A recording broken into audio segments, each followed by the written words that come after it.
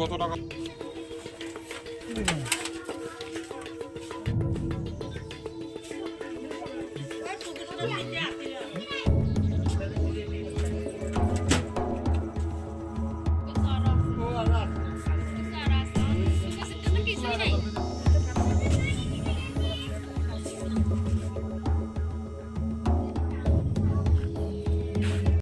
Sir আমার নাম হচ্ছে আলী নিয়াজ। ওই তুলামারাতে রাত্রে 11টার সময় আগুন লাগছে কই একটা হয়েছিল আরম্ভ হয়ে গেছে। তখন হয়েছিল আমার বোমা ছিল ঘরে, বোমা বাড়ি আসছিল যে হয়েছিল লাগাইছে, তখন ট্রাইবেলাররা সবাই আগাইছে। আগানোর পরে এরপরে আমাদের এখানে একজন ফায়ার সার্ভিসে চাকরি করতো, তাই নিয়ে ফোন করছে। তখন ফায়ার সার্ভিসটা আইতে আমাদের এলাকার মানুষেরা কোনোরকম আগুনটা নিয়ন্ত্রণে আনছে।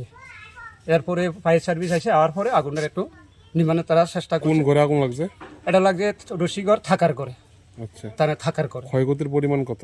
ক্ষয়ক্ষতির পরিমাণ দেখুন, আমরা ঈদের সময় আমাদের ভাইয়া কটা গরু বেচছিল, ছাগল বেচছিল, এইগুলোর টাকাগুলো তাই ব্যাংকে যাইতে আর সময় পাইছে না।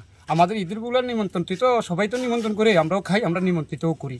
তো নিমন্ত্রিত তাই গেছে প্রথম ছোটো ছেলের বাড়িতে নিমন্ত্রণ খাইয়া আইয়া, এরপর বাড়িতে আইসে, বাড়িতে আসার পরে বড় ছেলের বিয়ে নিমন্ত্রণ করছে, আমরা আমার বাড়িতেও আইয়া, এখানে আইয়া এদের বেশি দেরি করছে না, এখানে আবার শালগড়া গেছে নিমন্ত্রণ খাইতো। গতকালকে কই আছিল? শালগড়াতেই আসছিল। কার ঘরে লাগছে আগুনটা? আগুনটা লাগছে জলাল মিয়ার ঘরেতে। আচ্ছা, কত লাখ টাকা ক্ষতি হয়েছে টাকা? তাই না অনুমানিক লাখ 3 টাকা মতন খরচা হয়ে খরচ হয়ে কত টাকা পুরা গেছে? নগদ 80,000 টাকার মতন পুরা গেছে। ঘরের জিনিসপত্র ক্ষয়ক্ষতি হয়েছে? আচ্ছা, ফায়ার সার্ভিস আইছিল?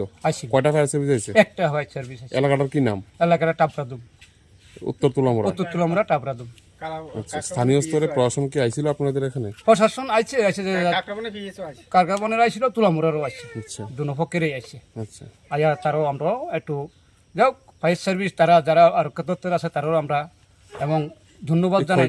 পরে আপনারা সরকারের কাছে কি দাবি রাখবেন এখন স্থানীয়? এখন আমরা সরকারের কাছে দাবি করব, সে একটা গরিব মানুষ, সরকার জানে তাদের বাঁচার জন্য একটা ব্যবস্থা গ্রহণ করে, তার জন্য আমরা এটাই দাবি রাখবো সরকারের কাছে।